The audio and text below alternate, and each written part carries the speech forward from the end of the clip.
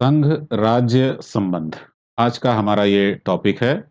संघ राज्य संबंध का मतलब है कि हमारी जो केंद्र सरकार है और राज्यों की सरकारें हैं, इनके बीच में क्या संवैधानिक रूप से क्या रिलेशन तय किए गए हैं। में विधायी संबंध, प्रशासनिक संबंध और वित्तीय संबंधों का विवरण 7वीं अनुसूची में दिया गया है। उसके बारे में हम लोग पढ़ेंगे। बड़ा ही महत्वपूर्ण टॉपिक है ये। सभी प्रकार की परीक्षाओं में, चाहे वो आईएएस, पीसीएस, यूपीएससी या किसी भी परीक्षा के लिए बहुत ही महत्वपूर्ण है। बहुत सारे सवाल यहाँ से बनते हैं, तो इसको हम लोग आज शुरू करते हैं।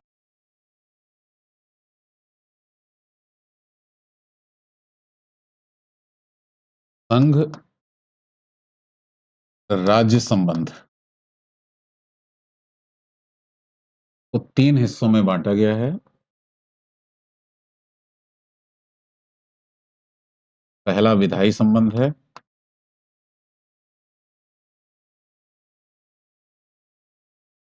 विधायी संबंध यानी विधि बनाने को लेकर के दोनों सरकारों के बीच क्या संबंध है। दूसरा होता है प्रशासनिक संबंध।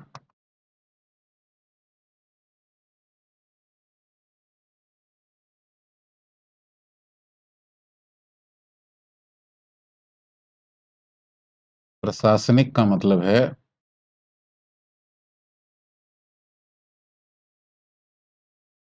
कि आदेश, निर्देश, शासन चलाने को लेकर के दोनों के बीच में क्या संबंध है। और तीसरा होता है वित्तीय संबंध। अब धन के बँटवारे को लेकर के दोनों के बीच में क्या संबंध। स्थायी संबंध आता है 245 से, अनुच्छेद 245 से 254 तक के बीच में। प्रशासनिक संबंधों का जो पूरा विवरण दिया गया है, ये है 255 से लेकर के 263 तक। और वित्तीय संबंध हैं 264 से लेकर के 300 तक। सारे अनुच्छेद नहीं पढ़ने हैं आपको, जो इसके बीच में ज़रूरी हैं, ये अनुच्छेद पढ़। तो यहाँ पर तो कम ही अनुच्छेद पढ़ने हैं। यहाँ पर लगभग सभी अनुच्छेद पढ़ने हैं, एक आध को छोड़ करके, बाकी पूरे पढ़ने हैं। विधायी संबंधों में भी 3 सूचियाँ तय की गई हैं। आप ऐसे समझ सकते हैं इसको, संघ सूची, राज्य सूची और तीसरी होती है समवर्ती सूची। ध्यान रहे, इसको कभी-कभी सूची 1, सूची 2 और सूची 3 भी बोलते हैं। संघ सूची में कुल 97 विषय हैं। 97 मैंने बोला तो आपके मन में आया होगा कि नहीं-नहीं, तो 100 विषय या उससे भी ज़्यादा हो चुके हैं, तो ये गलत है। अभी मैं बताऊँगा कि कैसे है। 97 विषय ही हैं, बस इस पर ध्यान रखिएगा। राज्य सूची में कुल 66 विषय हैं। आपको लगेगा कि नहीं, घट गए हैं, 62 हो गए हैं, तो ऐसा भी नहीं है, 66 विषय हैं। समवर्ती सूची में 45 विषय हैं। यहाँ पर भी आपको लगेगा कि नहीं, विषयों की संख्या यहाँ बढ़ चुकी है और 52 हो चुकी है, ये भी गलत है। वो भी मैं आपको बताऊँगा क्यों गलत है और परीक्षा में आने पर आप क्या जवाब देंगे। ये आपके लिए बहुत ही महत्वपूर्ण बात। ये जो संघ सूची, राज्य सूची और समवर्ती सूची, इन विषयों का विवरण दिया गया है भारत के संविधान में, वो 7वीं अनुसूची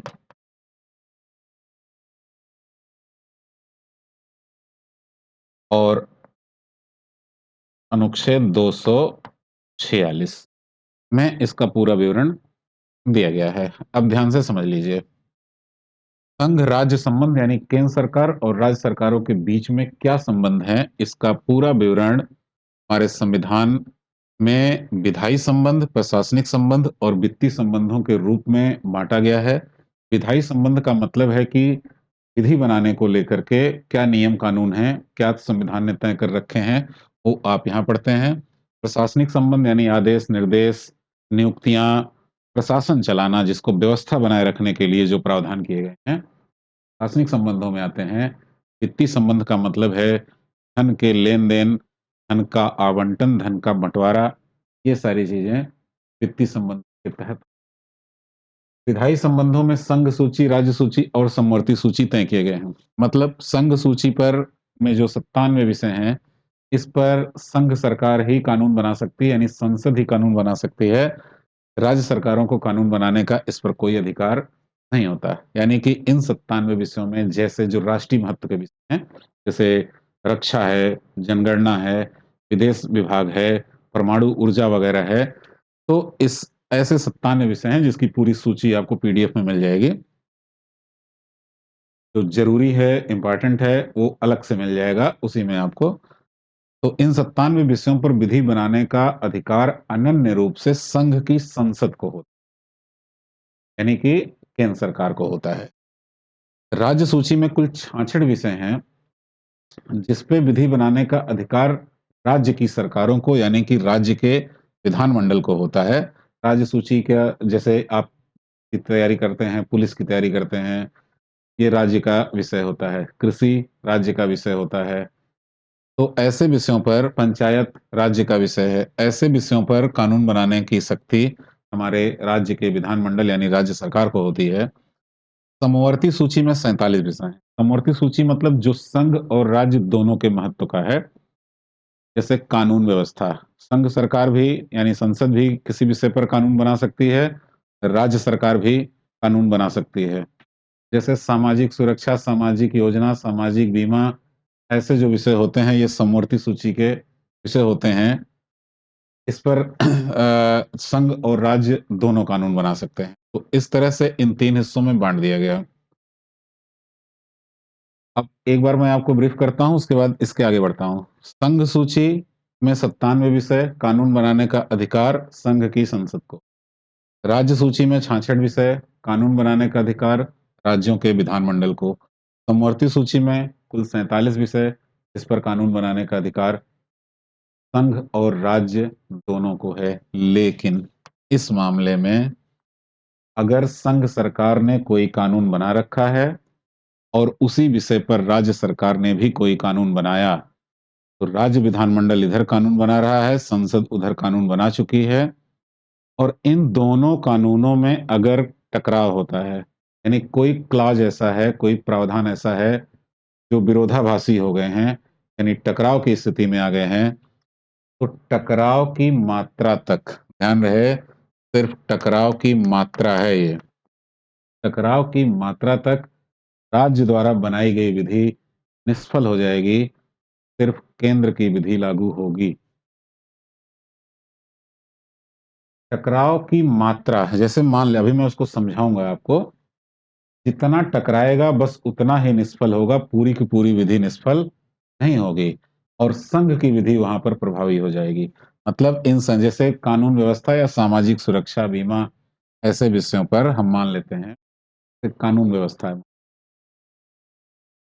मान लीजिए कोई आपराधिक कानून बनता है जो कि राज्य सरकार भी बना सकती है, केंद्र सरकार भी बना सकती है। जैसे धर्म परिवर्तन लव जिहाद का एक कानून बना, इस पर केंद्र सरकार भी बना सकती है, राज्य सरकार भी बना सकती है। उत्तर प्रदेश की राज्य सरकार ने बना रखा है। अब मान लीजिए केंद्र सरकार भी बनाती है, को रोकने के लिए। दोनों कानूनों के जो प्रावधान टकराएँगे, सिर्फ़ वही राज्य वाले रद्द हो जाएँगे, केंद्र वाला प्रभावी हो जाएगा। क्योंकि किसी एक राज्य के किसी क्लॉज़ से टकराने से केंद्र का कानून नहीं रुक सकता क्योंकि वो पूरे देश में लागू हो रहा है। सिर्फ़ राज्य का कानून निष्फल होगा। लेकिन यहीं पर एक प्रावधान ये भी है, अगर राज्य द्वारा बनाई गई विधि को संघ की मंजूरी प्राप्त हो जाती है, यानी राष्ट्रपति की मंजूरी प्राप्त हो जाती है, तो संघ की विधि होते हुए भी राज्य की विधि प्रभावी हो जाएगी। अभी मैं इसको उदाहरण देकर के आपको समझाऊँगा, पहले आप थ्योरेटिकली इसको समझ लीजिए। ये दोनों तो क्लियर हैं, वहाँ भी जाने की ज़रूरत नहीं है। समवर्ती सूची के विषयों पर संघ और राज्य दोनों विधि बना सकते हैं। अगर दोनों के द्वारा बनाई गई विधियों में टकराव होता है, तो टकराव की मात्रा तक राज्य द्वारा बनाई गई विधि फेल हो जाएगी, यानी निष्फल हो जाएगी, मतलब शून्य हो जाएगी और संघ की विधि ही प्रभावी होगी। लेकिन अगर राज्य द्वारा बनाई गई विधि को राष्ट्रपति की सहमति प्राप्त हो जाए, तो संघ की विधि होते हुए भी राज्य की विधि प्रभावी हो जाएगी। अब आप सोच रहे होंगे कि संघ राज्य ने कानून बनाया, राज्य विधानमंडल ने उसको तो राज्यपाल मंजूरी देते हैं, तो राष्ट्रपति की सहमति कहाँ से प्राप्त हो जाएगी? तो आपको हमने राज्यपाल पढ़ाते समय ही ये बता दिया था कि राज्य विधानमंडल द्वारा पारित किसी विधेयक को राज्यपाल चाहे तो राष्ट्रपति के पास सहमति के लिए भेज सकते। तो ऐसी परिस्थितियों में मान लीजिए कि कोई कानून संघ सरकार ने बना रखा है, मैं आपको उदाहरण देकर समझाता हूँ। देखिए, तो मान लीजिए कि एक विषय है समवर्ती सूची का, ये एक विषय है समवर्ती सूची।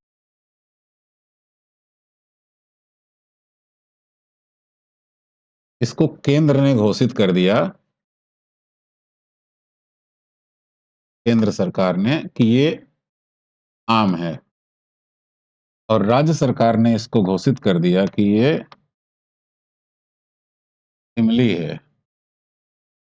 एक विषय इसी में और था, समवर्ती सूची।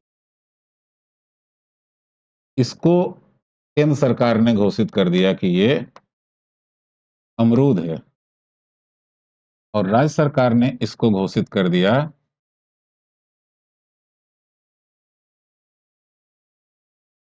अमरूद है।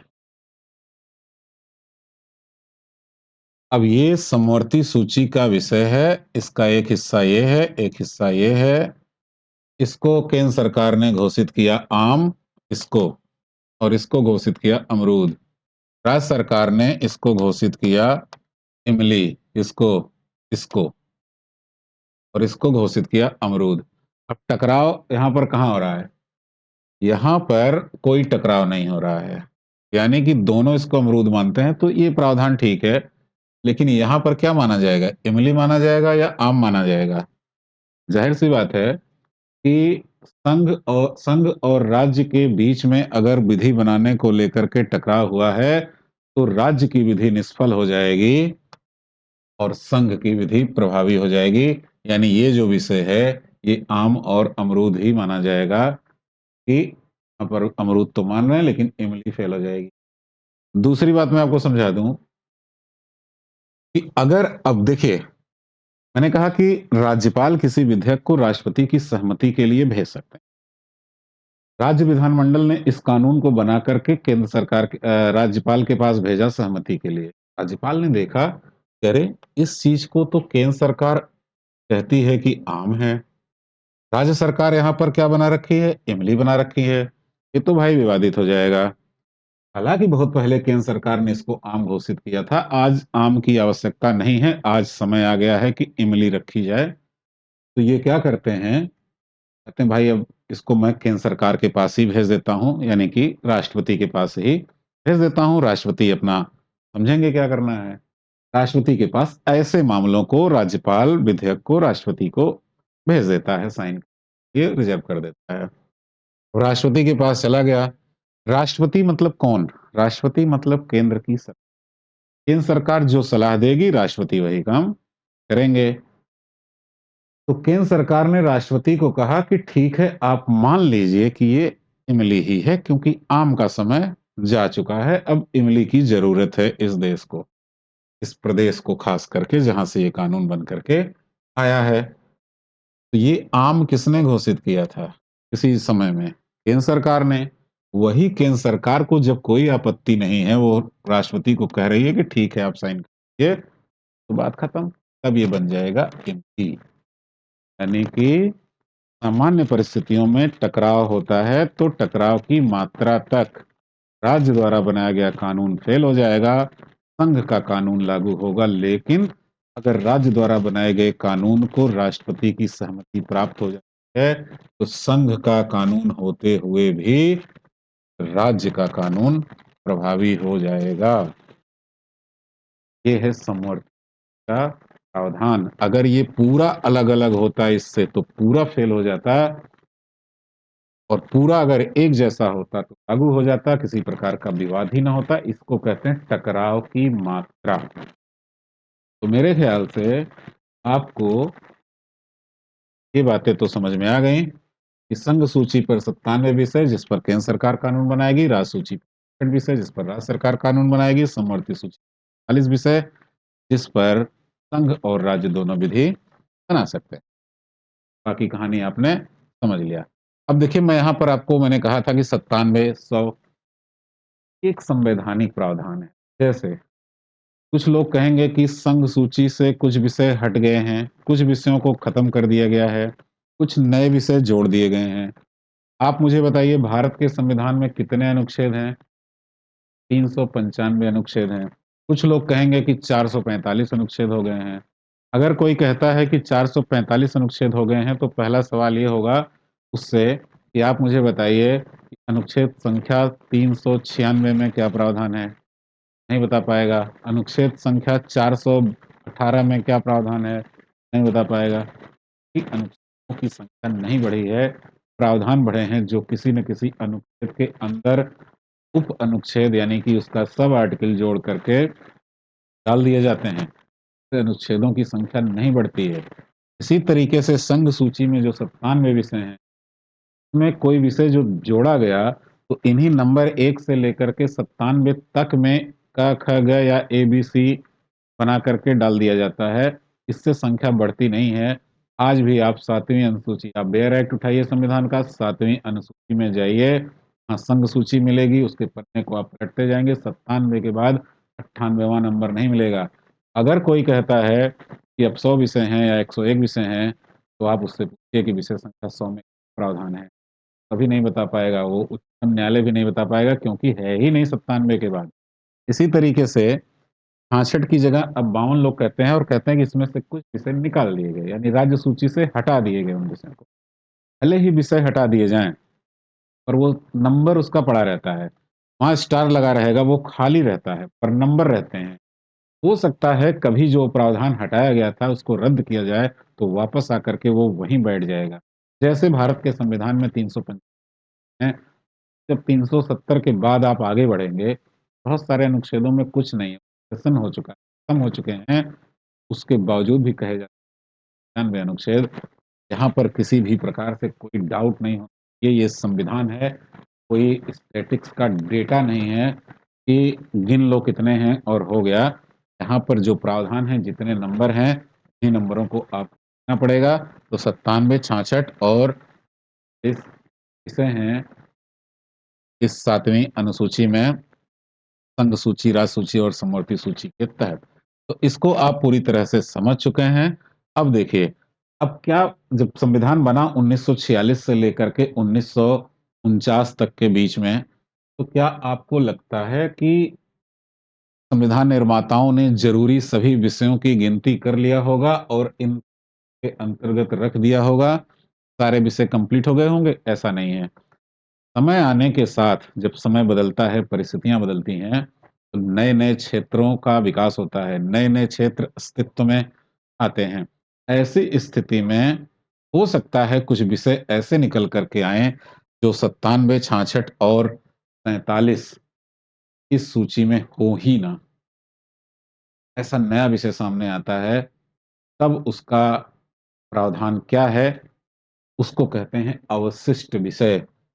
विशिष्ट विषय यानी कि जो इन विषयों में, इन सूचियों में डाले जाने से छूट गए, अवशेष रह गए, तो अवशिष्ट विषय कहते हैं और इसका प्रावधान किया गया है अनुच्छेद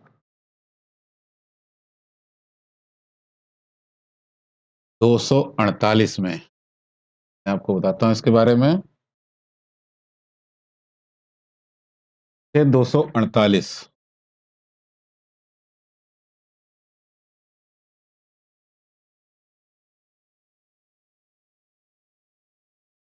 अवशिष्ट शक्तियाँ।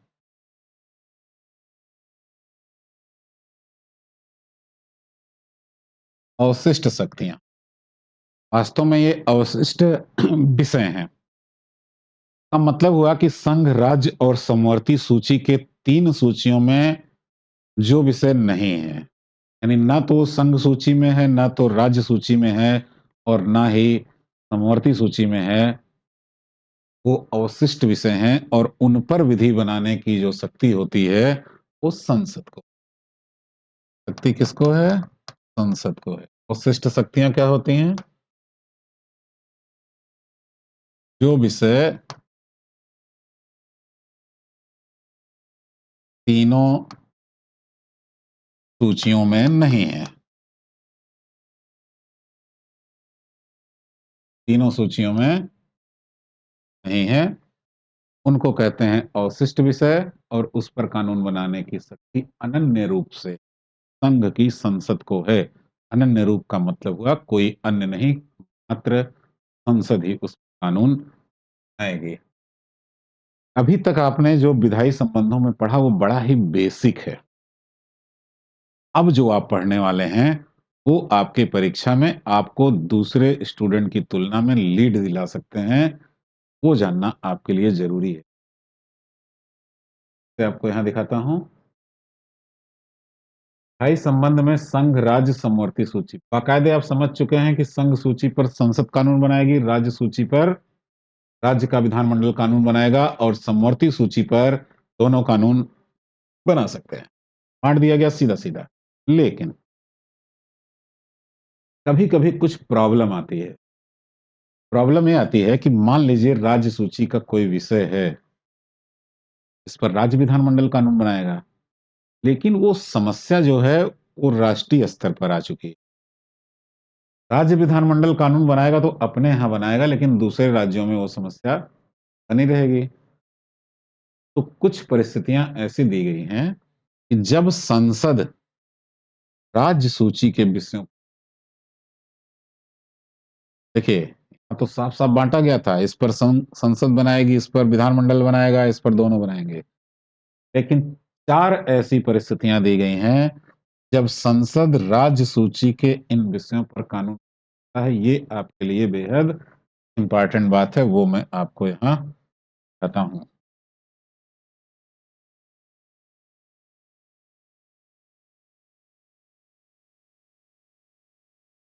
चार परिस्थितियों में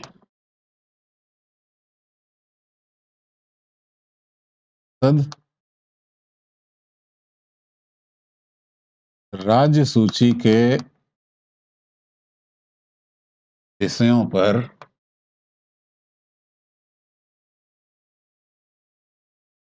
विधि बना सकती है। अब ये चार परिस्थितियां आपको जानना है। पहली परिस्थिति कौन है? अनुच्छेद 249 है। के दो हिस्से हैं। पहले इसके प्रावधानों को आप समझेंगे, उसके बाद मैं बताऊंगा कि यहां से सवाल किस प्रकार से पूछे जाते हैं। अनुच्छेद 249 इसमें कहा गया है कि यदि राज्यसभा राष्ट्रीय हित में प्रस्ताव 2/3 बहुमत से प्रस्ताव करे तो संसद राज्य सूची के विषयों पर विधि बना सकती है।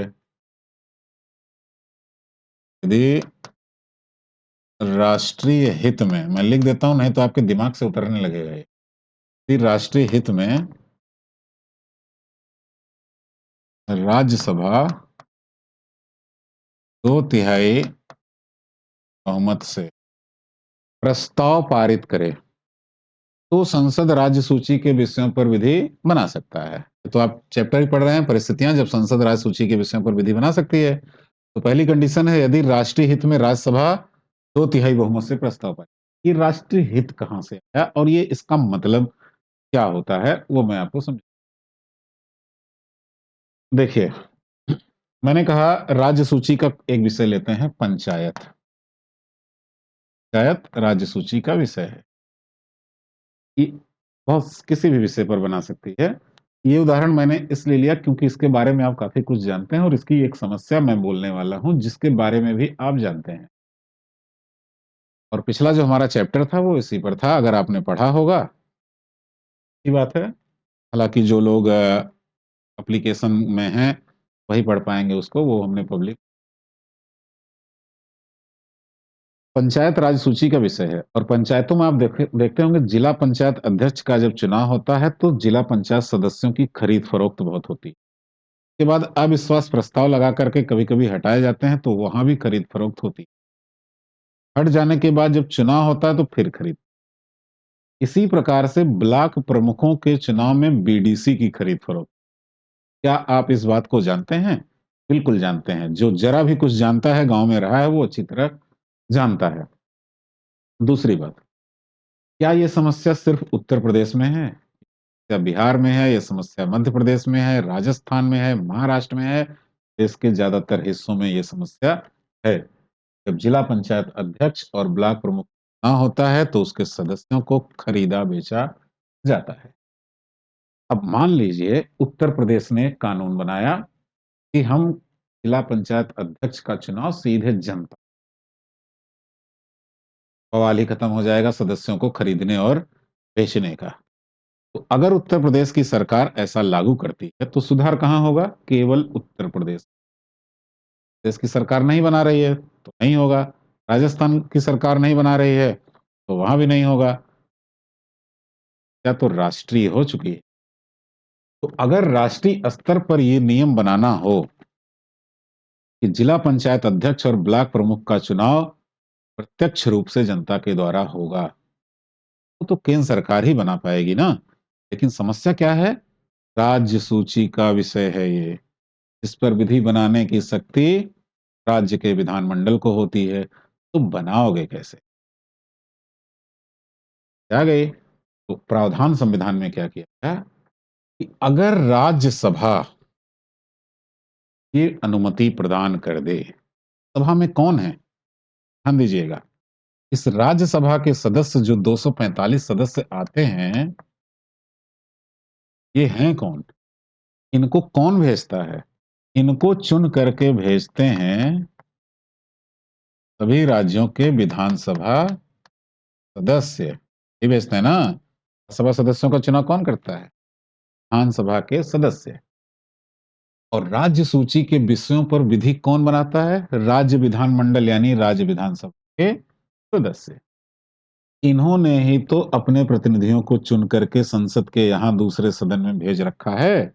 इसलिए ये अधिकार राज्यसभा को दिया गया कि अगर आप अनुमति दे दीजिए संसद को, तो संसद राज्य सूची के विषय पर विधि बना सकती है, क्योंकि यहाँ बैठे हुए सभी लोगों को कौन चुन करके भेजा है? विधानसभा के सदस्यों द्वारा। वही विधानसभा के सदस्य जिनको अधिकार था राज्य सूची के विषयों पर विधि बनाने का। तो इसलिए ये अधिकार राज्यसभा को प्रदान कर दिया गया कि अगर आप 2/3 से अनुमति प्रदान कर दीजिए, तो फिर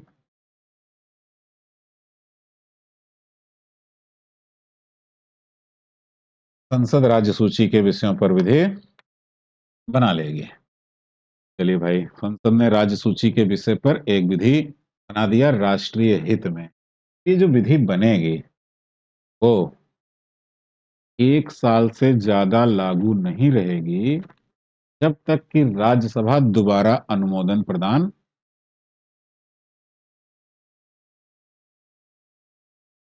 यह विधि 1 वर्ष से अधिक तभी लागू होगी जब राज्यसभा अनुमोदन मतलब स्वीकृति प्रदान। ये 2 पॉइंट हैं इसमें, और ध्यान रहे कि सवाल जब पूछा जाता है तो दोनों को कूट कथन के तौर पर रखा जाता है। सवाल पूछा जाएगा अनुच्छेद 249 के संबंध में कौन सा कथन सत्य है या कौन सा कथन असत्य है।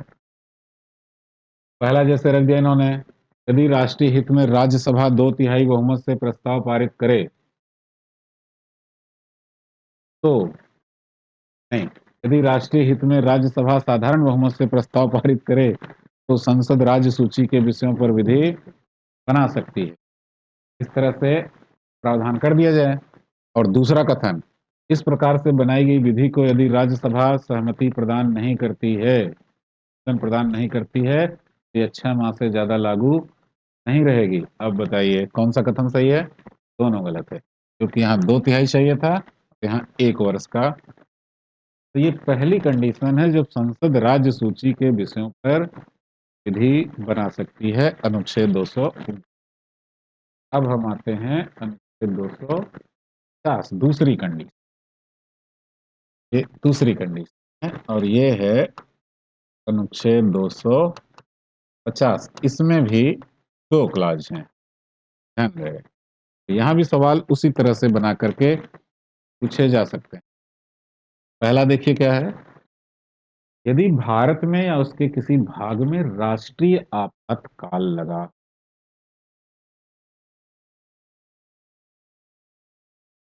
भारत में या के किसी भाग में राष्ट्रीय आपातकाल, राष्ट्रीय आपातकाल का मतलब आप समझते हैं, युद्ध, वाह्य आक्रमण और सशस्त्र विद्रोह के आधार पर जो घोषित करता है वो है राष्ट्रीय आपातकाल। तो संसद राज्य सूची के आ सकती है, दूसरी कंडीशन 250 के तहत। लेकिन इस प्रकार की जो विधि बनेगी वो आपातकाल की समाप्ति के बाद 6 महीने से ज्यादा लागू नहीं रहेगी। यह विधि आपातकाल की समाप्ति के बाद 6 माह से अधिक लागू नहीं रहेगी। बहुत इंपॉर्टेंट है, अच्छे से इसको दिमाग में आपके रहना चाहिए। भारत में या उसके किसी हिस्से में अगर राष्ट्रीय आपातकाल लागू है तो संसद राज्य सूची के विषयों पर विधि बना सकेगी। ना दिया राज्य सूची के सभी विषयों पर, किसी भी विषय पर विधि बना सकती है। ना दिया और बना देने के बाद आपातकाल चलता रहेगा, ये विधि भी चलती रहेगी। इस दिन आपातकाल खत्म हो जाएगा, उस दिन के बाद से अधिक यह विधि चलेगी। जैसे ही 6 महीने का आखिरी दिन होगा, तो 82 दिन खत्म होगा, उसी दिन ही अपने आप निरस्त हो जाएगी, क्योंकि वो आपातकाल जैसी परिस्थिति बनाई गई विधि थी, वो कोई ऐसी नहीं थी। वो राज्य सूची के विषय पर बस आपात परिस्थिति में बनाई दी गई एक विधि। तो ये हो गया दूसरी कंडीशन। अब हम आते हैं तीसरी कंडीशन। ध्यान रहे, यहाँ पर 249, 250 आपने पढ़ा, 251 छोड़ना है। 251 में ये परिस्थितियां नहीं दी गई, वो दी गई है 252 में। 251 में बस वही टाइम बताया गया है कि कितने समय तक ये विधि। तीसरी कंडीशन है अनुच्छेद 252। यहां भी आप दो कंडीशन लें। पहला है, यदि दो या दो से अधिक राज्य आपस में सहमत हो और संघ से अनुरोध। अभी मैं समझा कि दो या अधिक राज्य आपस में सहमत हों और संघ से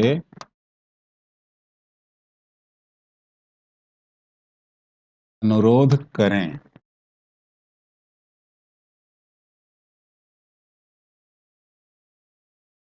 संघ से अनुरोध करें, इसका क्या अर्थ है भाई? दो या दो से अधिक राज्य आपस में किसी विषय पर, जैसे ये तब होता है जब किसी एक प्रकार की समस्या होती है, एक प्रकार की समस्या से पीड़ित दो या दो से अधिक राज्य हैं,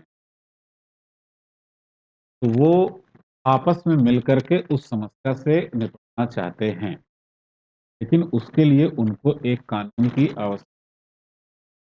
अब दोनों राज्य अगर उसको कानून बनाएंगे अलग अलग उनके विधानमंडल, तो कानून में भिन्नता पाई जाएगी और वो कानून आपस में टकराएंगे, काम ठीक से नहीं हो पाए।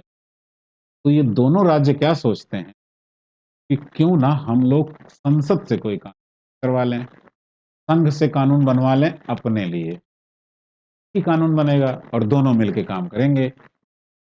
अब इस थ्योरी से आप ये बात समझ में आई, तो मैं आपको उदाहरण देके समझाता हूँ। मान लीजिए कि 2 स्टेट हैं, एक है बिहार और एक है झारखंड। बिहार और झारखंड दोनों जगह नक्सलवाद है और भी राज्यों में। अब ये नक्सलवाद से निपटना चाहते हैं, नक्सलवाद से निपटना चाहते हैं और इसके लिए बिहार और झारखंड आपस में मिलकर ये काम करना चाहते हैं। लेकिन कानून नहीं है। कानून अगर बिहार विधानसभा और झारखंड की विधानसभा दोनों बनाते हैं, ज़रूर कुछ न कुछ अलग हो जाएगा क्योंकि बनाने वाले लोग अलग। तो ये आपस में सहमत होते हैं दोनों, आपस में सहमत हुए और केंद्र सरकार से इन्होंने किया अनुरोध। कहा कि हमारे लिए आप एक कानून बना दीजिए, हम लोग नक्सलवाद से निपटना चाहते हैं। कहा ठीक है बना देंगे। 2 राज्य या 2 से राज्य अगर सहमत तभी ये तो केंद्र सरकार ने एक कानून बना दिया, दे दिया ले जाओ भाई तुम लोग निपटो। दोनों नक्सलवाद के खिलाफ चालू करते हैं, काफ़ी हद तक सफलता मिलती है। मैं उदाहरण दे रहा हूँ, ध्यान रहे, काफ़ी हद तक सफलता मिलती है। इस तरह की सफलता प्राप्त होने लगी तो बहुत सारे और राज्यों में भी नक्सलवाद है, जैसे छत्तीसगढ़, उड़ीसा। उनको लगा कि अगर ये कानून मेरे लिए भी होता तो आज हम भी हम कहता ये प्रॉब्लम। ये जो कानून 2 या 2 से अधिक राज्यों में आया था, तो आपको भी अधिकार है कि चाहे आप उसको तो यही इसका इलाज है। इस विधि को अन्य राज्य भी यहाँ लागू कर सकते हैं। ये इसका दूसरा क्लास है। यानी कि 2 या 2 से अधिक राज्य अगर आपस में सहमत हों और संघ से अनुरोध करें, संघ सरकार यानी संसद उनके लिए राज्य सूची पर विधि बना सकती है और इस प्रकार से बनाई गई विधि को कोई अन्य राज्य भी अपने लागू कर सकता है। ये इसके 2 क्लास हैं, दोनों को अलग-अलग याद रखिएगा। जब ये दोनों कथन दिए जाएँगे तो कुछ न कुछ अंतर डाल दिया जाएगा इसमें। जैसे 2 या 2 से अधिक राज्य की जगह अगर डाल दिया गया कि अगर कोई राज्य संघ से अनुरोध करे तो संसद उसके लिए विधि बना सकती है। दूसरा डाल दिया गया कि इस प्रकार से बनाई गई विधि को दूसरा राज्य भी अपने यहाँ लागू कर सकता है। ये तो ठीक है, लेकिन पहला वाला गलत है। पहला वाला कोई राज्य नहीं, 2 या 2 से अधिक राज्य ही होने चाहिए, मिनिमम 2 होने चाहिए। अब इस सवाल को ऐसे ही बना सकते हैं, यदि 2 या 2 से अधिक राज्य आपस में सहमत हों और संघ से अनुरोध करें तो संसद उनके लिए राज्य सूची विधि बना सकती है। पहला कथन। दूसरा कथन, इस प्रकार से बनाई गई विधि केवल उन्हीं राज्यों में लागू होगी जिन्होंने संघ से विधि बनाने के अनुरोध किया था। तो ये गलत हो जाएगा। इस तरह के सवाल होते हैं, इस पर आपका विशेष ध्यान रखना चाहिए। अब हम इसकी अंतिम कंडीशन यानी कि चौथी कंडीशन जानेंगे। अनुच्छेद 253 इसमें एक ही क्लॉज है, 253 अंतरराष्ट्रीय संधियों को लागू करवाने के लिए अंतरराष्ट्रीय संधियों को लागू करवाने के लिए संसद राज्य सूची के विषयों पर विधि बना सकती है। ये क्या मुद्दा आ गया भाई? अंतरराष्ट्रीय संधि। देखिए मैं आपको उदाहरण देकर समझाता हूँ, हो जाएगा आपको। अंतरराष्ट्रीय संधि कौन कर संधियां बाध्यकारी होती हैं, ध्यान रहे। अगर आपने किसी देश के साथ संधि कर रखा है तो वो बाध्यकारी है। समझौते बाध्यकारी नहीं होते, लेकिन क्योटो प्रोटोकॉल, सीटीबीटी, परमाणु परीक्षण निषेध संधि जैसे वियना संधि, ये बाध्यकारी व्यापारिक समझौता आपस में हैं, वो बाध्यकारी नहीं होता है। आप उल्लंघन कर सकते हैं, लेकिन संधि का उल्लंघन नहीं कर सकते। अंतर्राष्ट्रीय संधि कौन करेगा? राज्य सरकार करेगी कि केंद्र सरकार करेगी? ज़ाहिर-सी बात है, केंद्र की सरकार अंतर्राष्ट्रीय संधि करेगी। अब एक उदाहरण लेते हैं, जलवायु और पर्यावरण संरक्षण को लेकर के एक संधि हुई, क्योटो प्रोटोकॉल। जापान के क्योटो में एक संधि हुई, जिसमें संयुक्त राष्ट्र संघ के सदस्य देशों ने मिल करके तय किया, हम जलवायु को बचाएंगे और सबके लिए निर्धारित किया गया कि भू क्षेत्र पर लगभग इतना वन क्षेत्र होना चाहिए। हमारे देश में कुल भूमि का लगभग एक निश्चित प्रतिशत वन क्षेत्र होना चाहिए। उदाहरण के लिए मान लीजिए कि 33% भूभाग पर भारत में वन होना, वन क्षेत्र ये होना चाहिए। ऐसा मान लीजिए कि संधि में तय कर दिया गया, ठीक है? अब इसके बाद संधि करके तो चले आए केंद्र सरकार, वन लगाओगे कहाँ पेड़? तुम्हारे पास ज़मीन है, कहाँ लगाओगे? सारी ज़मीन तो राज्य सरकारों की है, कुछ बचे-खुचे कैंटोनमेंट एरिया वाले ज़मीन, कुछ सरकार जो रेलवे के अगल-बगल है, वही तो केंद्र की ज़मीन है, बाकी तो राज्यों की ज़मीन है, कृषि योग्य भूमि सब राज्यों की होती है, लगाओगे कहाँ? से आ जाएगी और अगर नहीं लगा पाओगे, तो फिर अंतर्राष्ट्रीय संधि का उल्लंघन होगा। भारत ने अपनी संधि के नियमों का पालन नहीं किया और संधि के नियमों का पालन नहीं किया, संयुक्त राष्ट्र में राष्ट्रीय न्यायालय में उसके ऊपर केस चलेगा। बाकी देशों के द्वारा प्रतिबंध लगाए जा सकते हैं। आत्मक कार्रवाई हो सकती है क्योंकि आपसी सहमति से आप तय किया था। अपना वन क्षेत्र देंगे, पर जब तो आपकी है ही नहीं, वो तो राज्य सरकार की है। अब आप क्या करेंगे? यानी देश के ऊपर संकट आ सकता है। इसलिए संविधान ने कहा चिंता करने की बात है।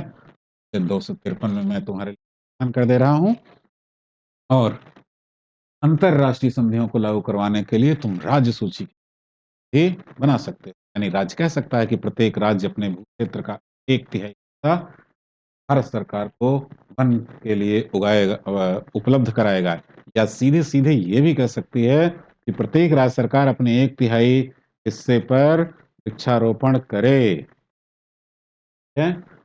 राष्ट्रीय संधि के ये ज़रूरी है। तो 4 कंडीशन हो गए, अनुच्छेद 249, 250, 252 और 200। जब आपको तैयार होगा तब की परीक्षा में जो सवाल है, उससे आप लीड लेंगे। ये अवशिष्ट शक्तियाँ, संघ सूची, सूची, सूची तो दुनिया जानती है। इस तरह से 10 में से 5 सवाल तो सभी कर लेते हैं। इन प्रावधानों को पढ़ेगा, वो जान पाएगा कि उसके जो नंबर आएँगे वो उसके जो कि मेरे से ले जाते हैं। तो यहाँ तक था विधायी संबंध। अब आपको लगता होगा कि मान लीजिए कि केंद्र सरकार ने कह दिया कि इतने भूमि पर वन उगाओ और वो कहता है कि नहीं उगाऊँगा, क्या कर लोगे? तो नहीं उगाऊँगा, क्या कर लोगे? इसका जो जवाब होता है उसी को प्रशासन है। आप इसको के अगले लेक्चर में ज़रूरी है कि इसके लिए कीजिए, पढ़िए। आप इस